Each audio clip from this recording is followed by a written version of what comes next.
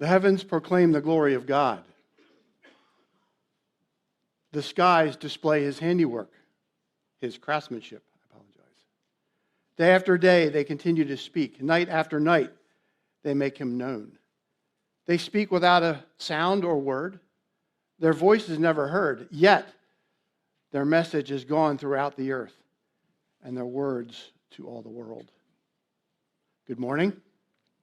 It's good to be with you here this morning, and if I finish early, maybe we can do 2 songs at the end, because Paul and I were looking at each other and asked him to cut the last one so I could get up here.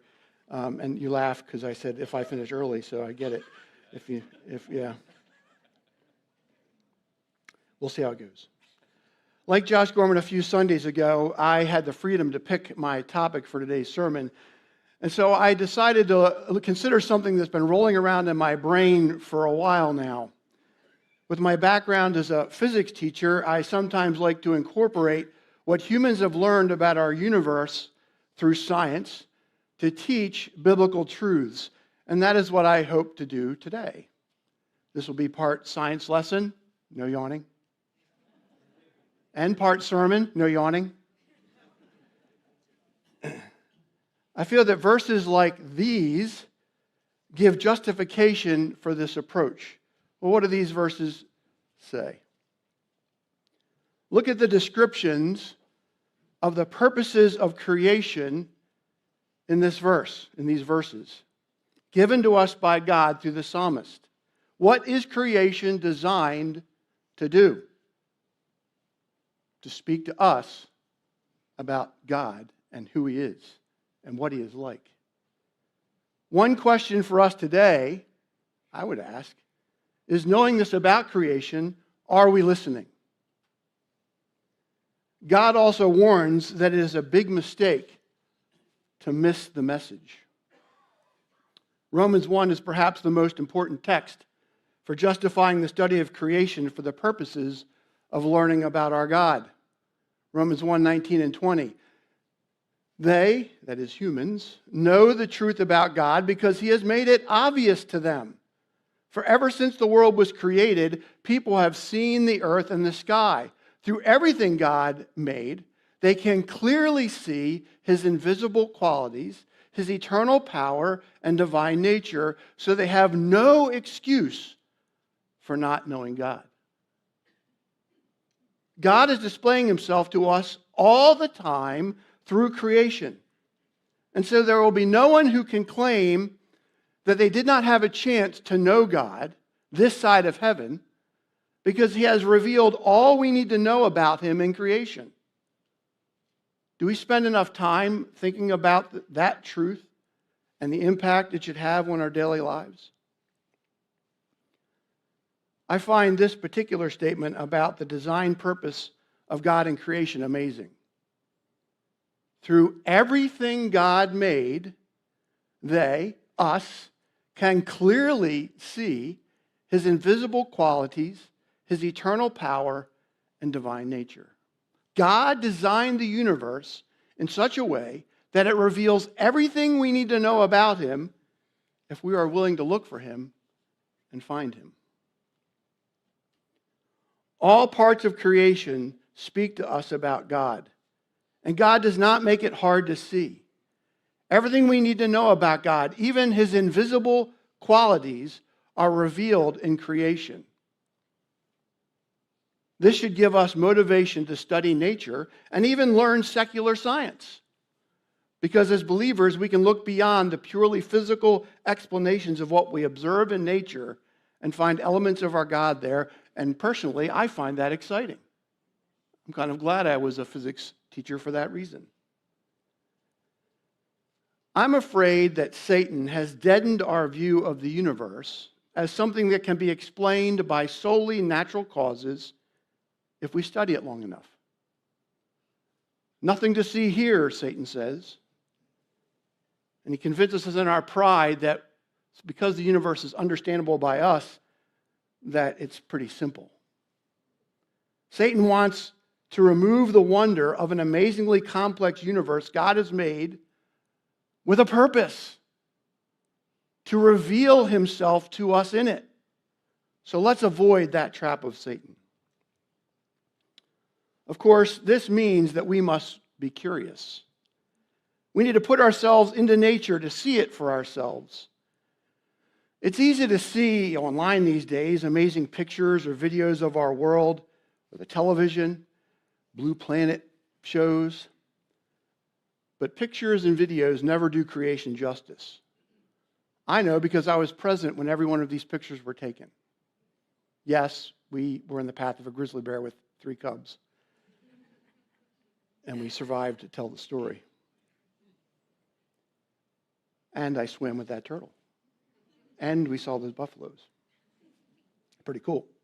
Once you get out there and start looking around, you can't help but be amazed. And you may just find God there.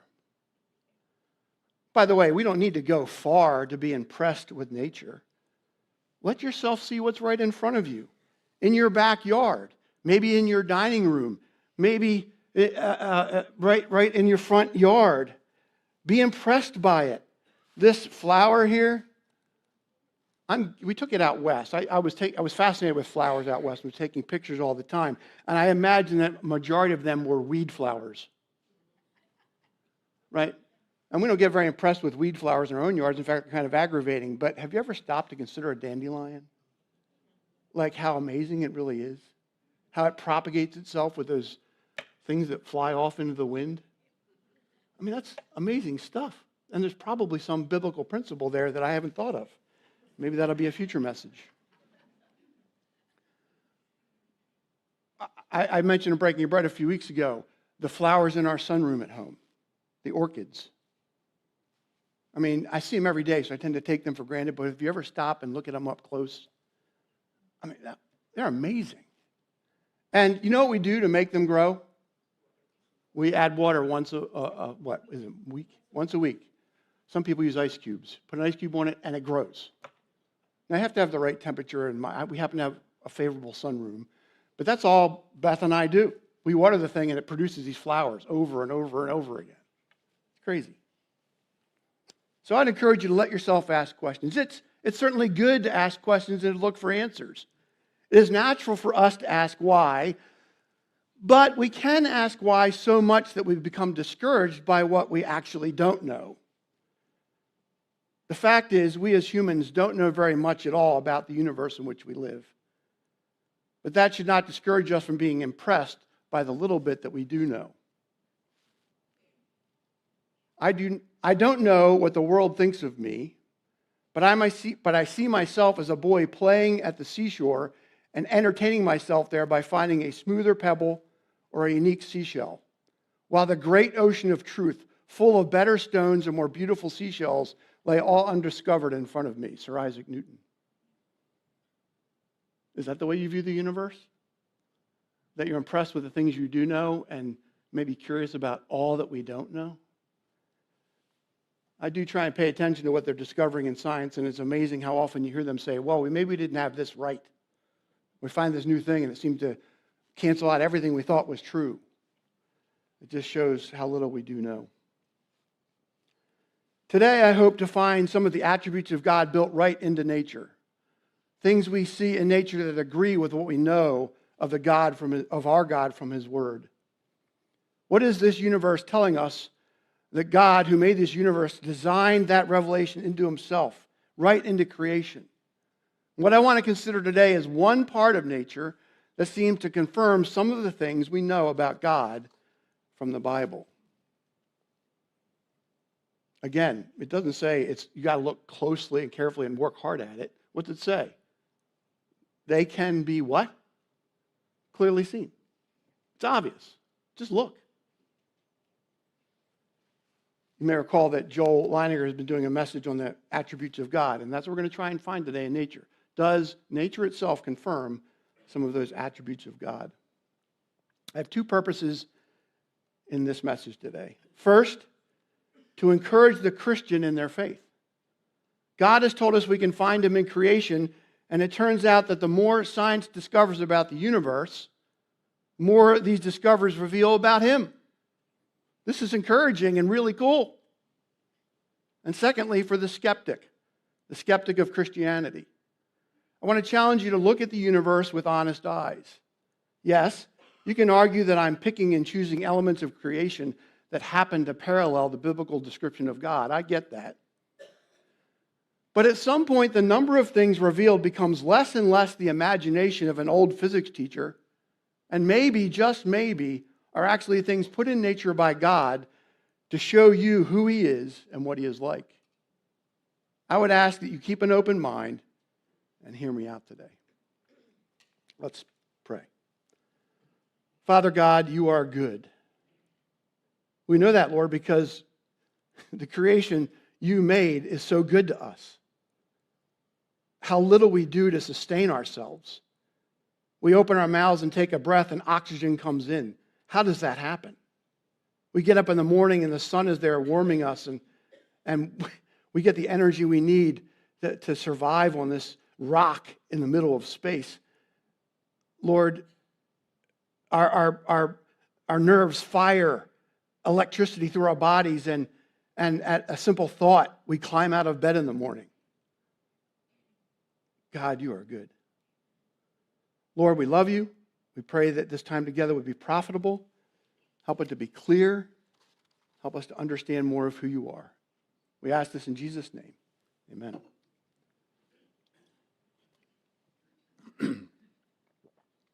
If nature reveals who God is, then it made sense to me to consider this phrase, God is. Turns out in the English Bible, this phrase is used 181 times in 180 verses. Now, I needed to limit my search. So I focused on the New Testament, and I limited my consideration to the God is nouns. There are phrases where God is doing something, verbs. There are phrases where God is described in some way, adjectives. And there are phrases where God is related to something else, prepositions. I don't like English. So somebody later maybe can tell me what a preposition actually does. I had to Google it. But apparently that's what this last one is. They are all worthy of study, but I needed to narrow this study and stick with the God is nouns. Now, please know that there are many other verses in the Bible, of course, that speak to God's attributes which don't use the phrase God is. They say things like the Lord is, or God is not, or Jesus is, or I am. I am gracious. I am loving, or just I am. And so I'm focusing just in on the God is verses. Now, there are 6 examples of these God is noun phrases in the New Testament, and 2 of them are connected to nature. Those 2 are these. Hebrews 12:29, which is a quotation from the Old Testament. So this is a repeated God is statement, which means maybe we should take it seriously. For our God is indeed a devouring fire. You may remember my message back in May of 21, if you were here, when I did a message on the darkness of God. Judgment is a part of who God is. And a devouring fire describes part of what He's like. But of course, my focus for the day is on the second, and you may have guessed it, God is light. God is light. Now, the English word for light is found 95 times in the New Testament, and it's translated from 8 different Greek words, some being different parts of speech, like an adjective, a light yoke. My yoke is easier, a light yoke. Or a verb, to light a lamp. And the noun we are considering today, light. The noun is the word that's used most often in the Greek in the New Testament. It's used 70 times in 59 verses. And what's it refer to? Physical light. The light in this room. What does this phrase mean in the context of the verse? We haven't read the verse yet. 1 John 1:5. Now this is the gospel message we have heard from Him, that is Jesus in the context, and announced to you, God is light, and in Him there is no darkness at all. Correctly, we most often view the use of the word light as a metaphor for what? Righteousness, purity, holiness, life, truth, and or freedom. It is the opposite of darkness, evil, sin, lies, and or judgment. But I want you to consider this for a moment. The Bible also clearly teaches us that physical, visible light is a perceivable part accompanying the presence of God. Moses, coming down from Mount Sinai, had physical light emanating from his face that had to be covered because he stood in the presence of God. Saul, on the road to Damascus, what was he confronted with when Christ appeared to him? A brilliant light that blinded him in the end. The transfiguration of Jesus. Peter, James, and John go up the mountain. Christ is transformed. And what is physically there? Light. Jesus in Revelation, whose face shines like the sun. In fact, we're told there that the heaven's only source of light will be God himself. Revelation 22:5. Night will be no more, and they will not need the light of a lamp or the light of the sun, because the Lord God will shine on them, and they will reign forever and ever. I like this verse. 1 Timothy 6:16. He alone can never die, and he lives in light so brilliant that no human can approach him. No human eye has ever seen him, nor ever will. All honor and power to him forever. Amen. What do these verses confirm? Physical light is a part of the presence of God. Pretty impressive. And so maybe if we were to stand in the presence of God, which someday we all will do, by the way, how will we describe what we see? God is light. That's what we will describe him. God is light. Now, let me make myself clear. I am certainly not saying that light is God. Okay? As discussed earlier, the purpose of the physical light we experience in this universe is to reveal things about God to us. It turns out the more we learn about physical light, the more it seems to do exactly that. Preach to us about God. So let's now turn to our task and take a look at a few of the things we know about light and see what it might confirm about our God. Number 1. I was up to 11 and now it's 8. So you can thank me later. God is the sustainer of life. God is the sustainer of life. Well, so is light. Light, amazingly, efficiently, delivers the energy required for life on earth from the sun, our primary energy source. Right? When you eat a McDonald's cheeseburger, you're eating sunlight. Because sunlight hit the earth, caused the plant to grow. The cow ate the plant. You ate the cow. That energy got passed from one thing to the next. In 2023, humans consumed on the entire planet Earth approximately 6.2 times 10 to the 20th joules of energy. I Googled it. It's got to be true. Now, that's like power plants and, right, heating our homes and those types of things. The sun delivers 6.12 times 10 to the 20th, pretty much the same number, joules of energy to Earth. Well, that would be nice if it was. It would be more impressive. Every hour of every day.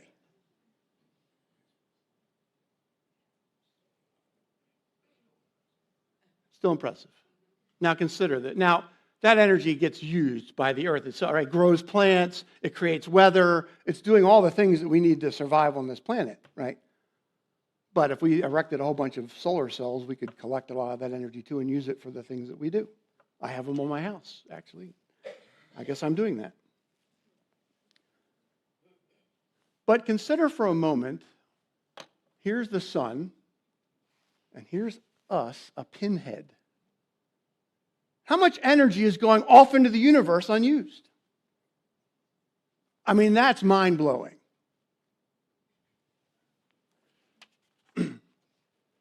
Does this remind you of anything about God?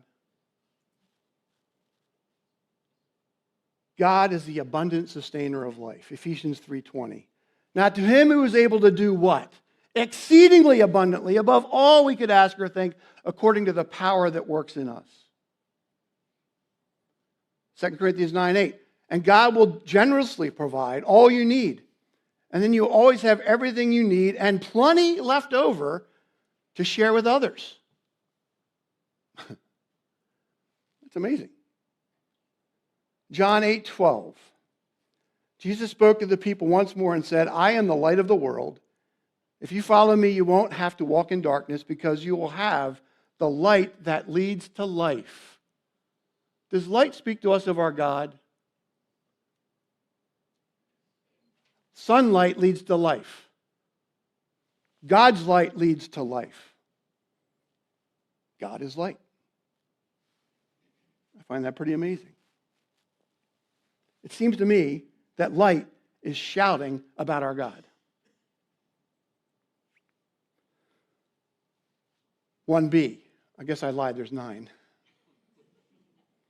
God is the sustainer of life. Now, this is another consideration of the same attribute that I just learned about in my message preparation. Hang in there with me. It turns out that photons are responsible for the electromagnetic forces that hold all things together. Now, this has been known for probably about 80 years, 60 years. There's a famous physicist in physics circles named Richard Feynman, and he created these diagrams that were meant to simply demonstrate the interaction of photons and particles at the atomic level that cause them to hold all matter together. So this gamma here, that's a gamma, that's a photon. That's light. And it turns out there's all kinds of diagrams because there's all kinds of interactions that are occurring at the molecular level where photons are required to hold all matter together. Does that sound familiar? Does that sound like anybody else we know? Consider these verses. Colossians 1:17. He, that is Christ in the context, existed before anything else, and he holds all creation together like light. Maybe a little more ominous one. We studied this in our men's study on Wednesday night just recently. 2 Peter 3:7. But the same word of God, by the same word of God, the present heavens and earth have been reserved or held together for fire by being kept for the day of judgment and destruction of the ungodly. Now, 2 Peter 3, I'm always impressed by it because it speaks to me of the truth that we know in science.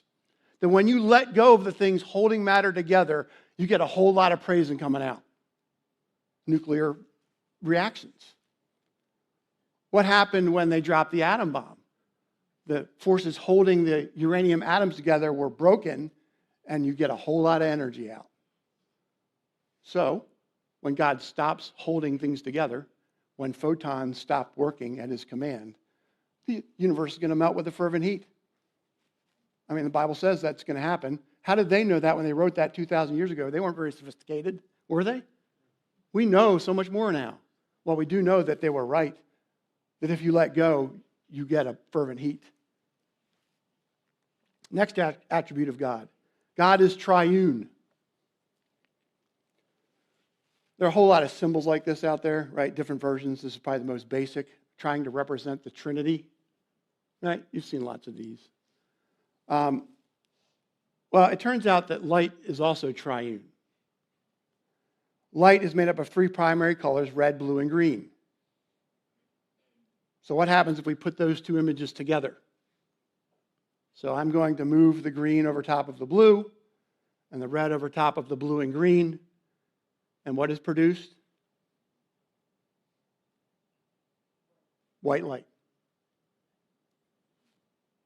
Is light speaking to us of what our God is like? Did God design himself into creation? That the only thing required to make white light is 3 individual colors, red, blue, and green?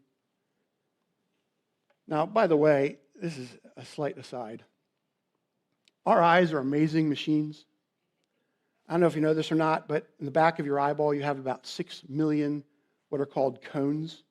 Some of them designed to see red light, some of them designed to see blue light, and some of them designed to see green light.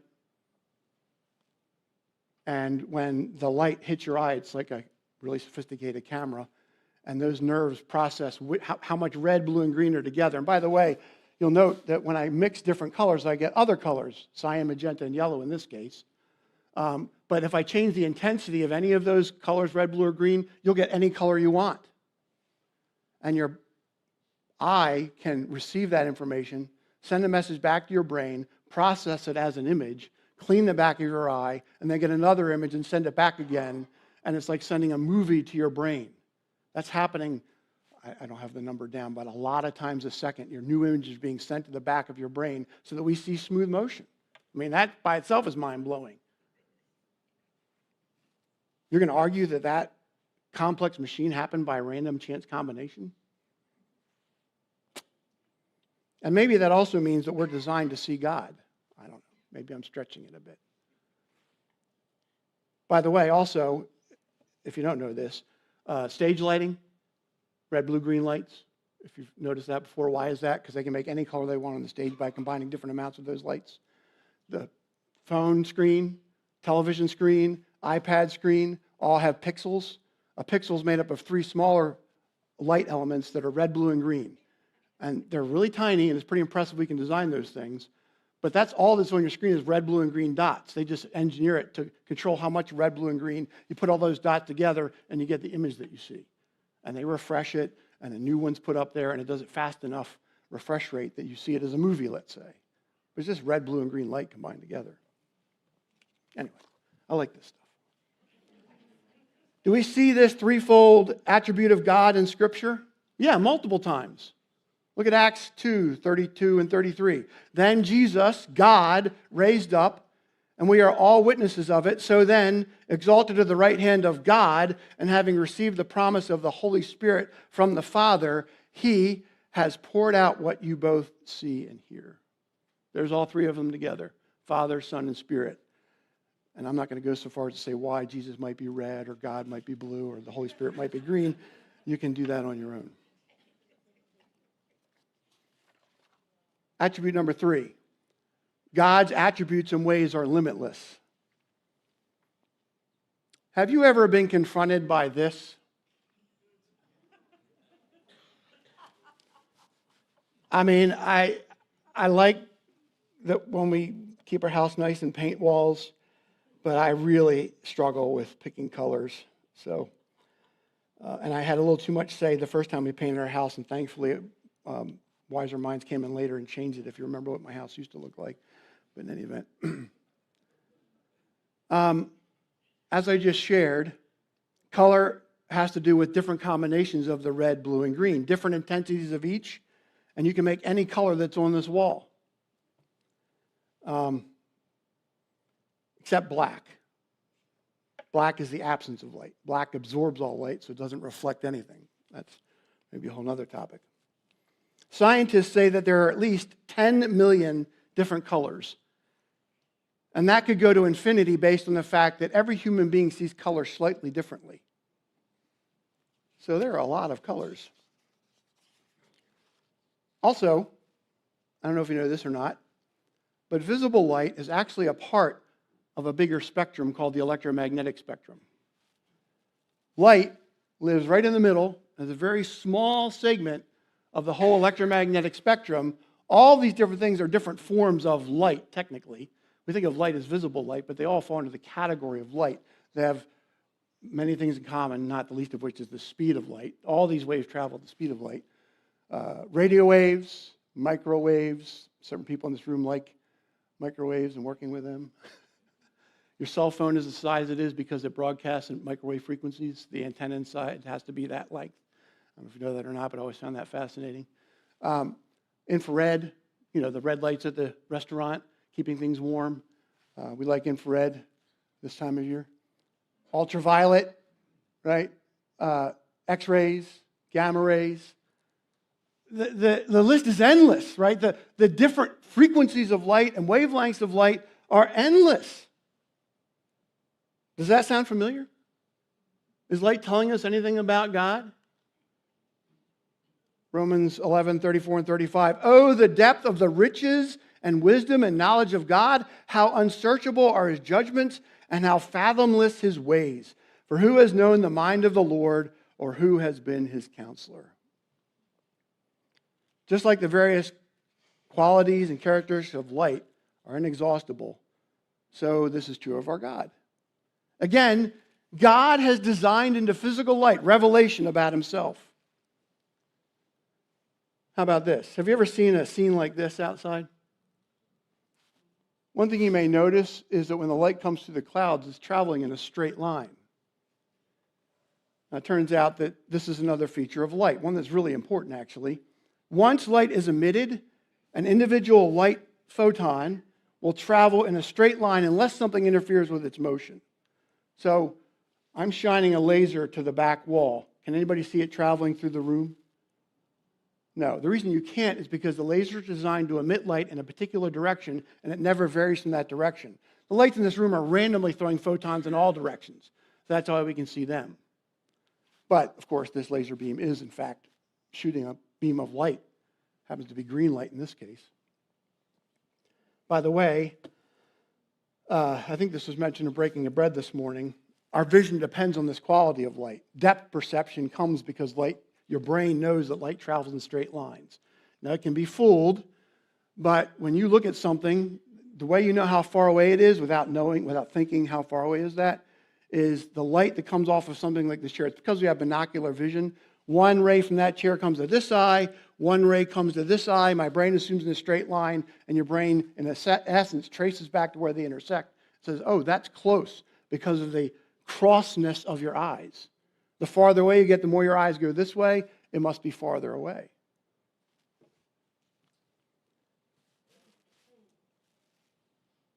There's no turning with light. Does that agree with anything we know about God? James 1:17, every good gift and every perfect gift is from above and comes down from the Father of lights. It's interesting it uses that word there. I didn't study it much, but the Father of lights, with whom there is no variation or shadow of turning. Light is screaming about our God. God is omnipresent. So, gentlemen, if you can do your thing back there. Turn the lights off.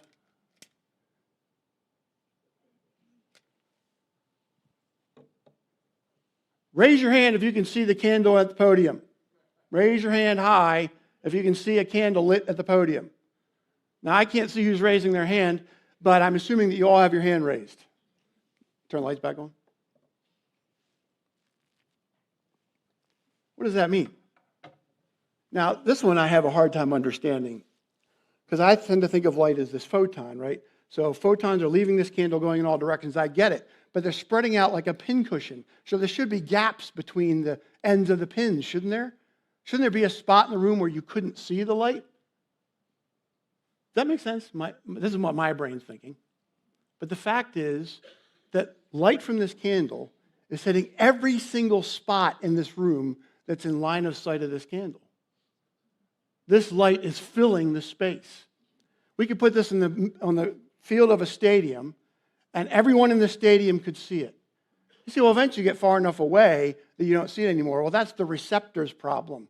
If we took a James Webb telescope and pointed it at this candle, we could see it from much farther away. The light that leaves the stars is filling the universe. That's why we see them.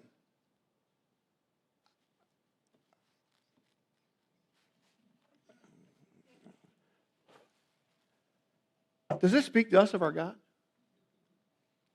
Ephesians 1:23, and the church is his body, is made full and complete by Christ, who fills all things everywhere with himself.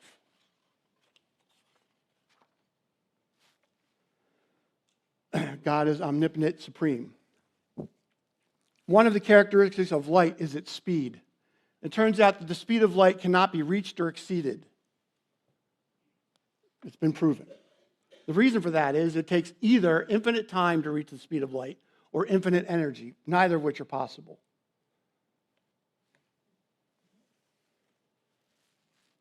You may ask, what is the speed of light?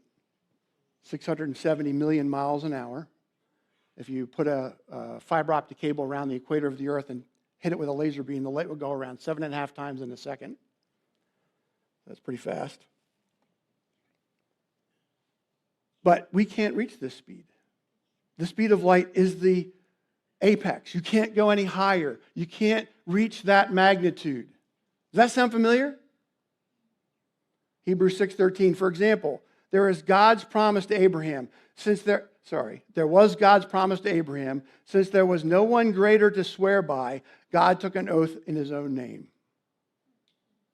Just like the speed of light can't be exceeded, nothing can exceed God.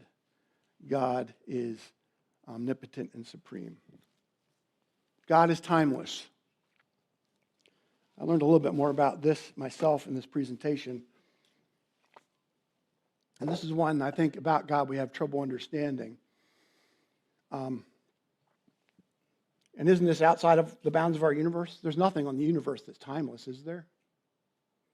Well, it turns out that Einstein proved that light doesn't experience time. Light is timeless. Bear with me. This is the time dilation equation that Einstein derived, and it's amazingly elegant and simple. It actually, if you know what I'm talking about, comes from the Pythagorean theorem. So what's it say? The time for an object that's moving is equal to the time for an object that's at rest relative to that object that's moving, times the square root of 1 minus the speed at which this object is moving divided by the speed of light, a constant, squared. Hang in there with me. So, how do I know that this equation is actually correct? And this is that equation in variable form. So the subscripts mean moving or rest. And this is Bill Dunkerton's version of it to simplify it a little bit, but it's basically the same, just different variables used. So when I taught physics and I wanted to verify an equation, I always said to my students, well, let's at least check the extremes, right? If the equation works at the extremes, then I can have at least confidence that it's probably right at the in-betweens. Does that make sense?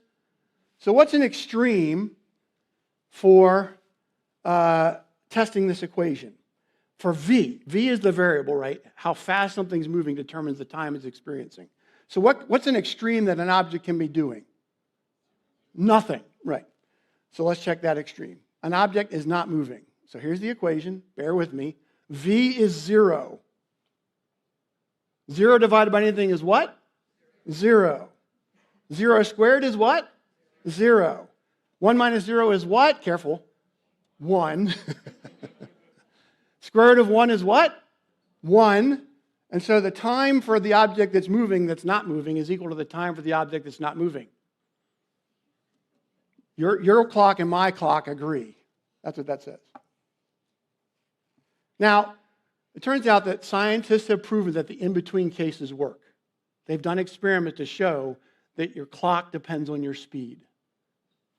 And you can Google it. But the other extreme is, what if I'm moving at the fastest possible speed, the speed of light? Okay? So now I'm going to make V C, because nothing can exceed the speed of C, right? C divided by C is what? 1. 1 squared is what? 1. 1 minus 1 is what? Careful. 0. Square root of 0 is what? 0.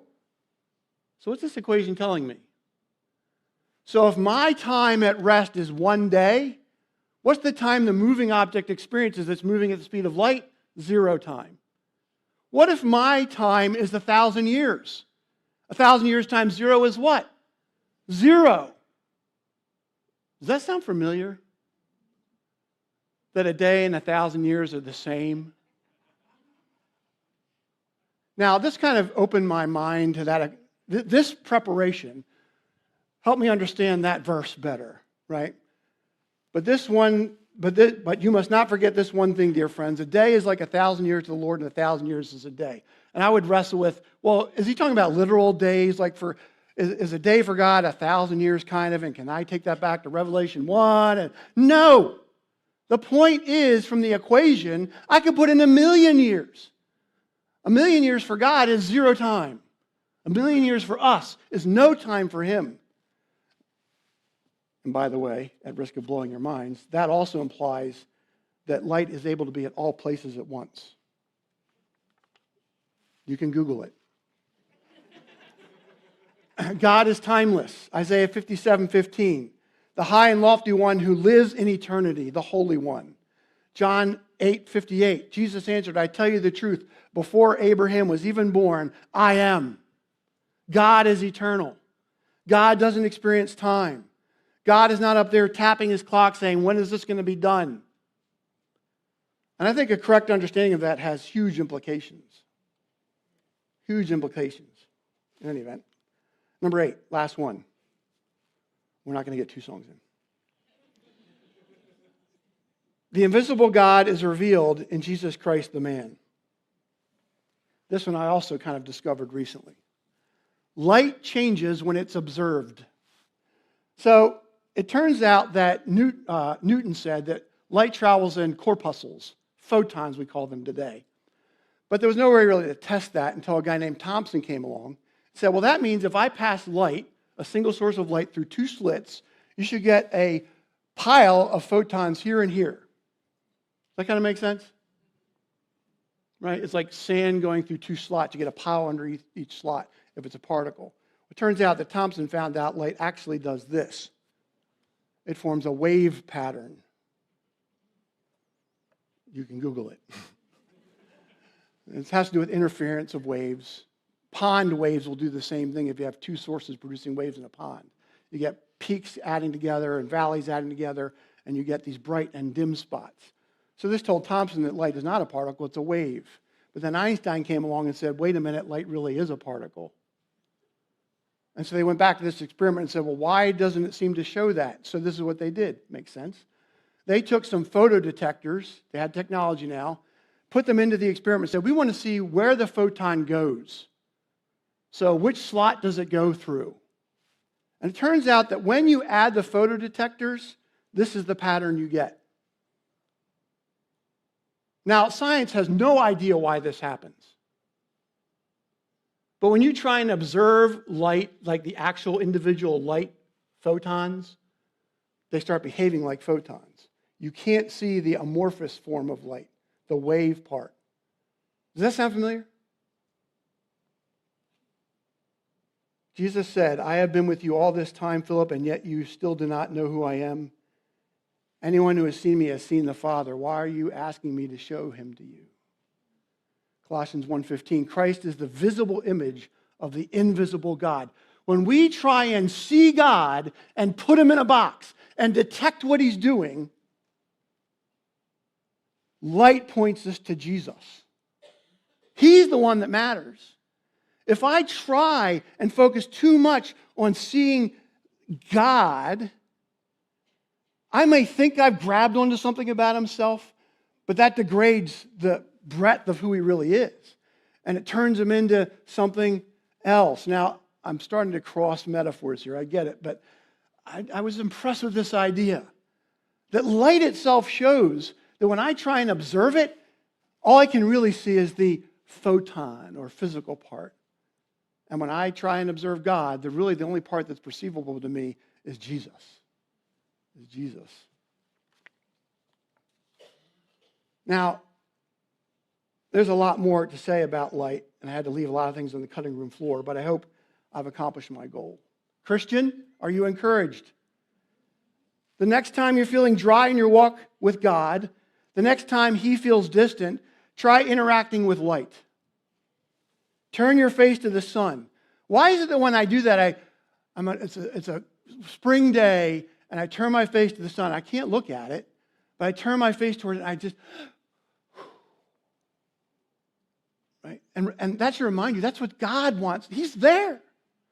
That's what he wants to do for you. I tell a story of when I used to walk to work. I lived close enough to the school I taught at. And I'd walk down the hill of Gerst Avenue, and it was cold, and I'd have my head down walking in. And I got to do another day of teaching with all these crazy students, right?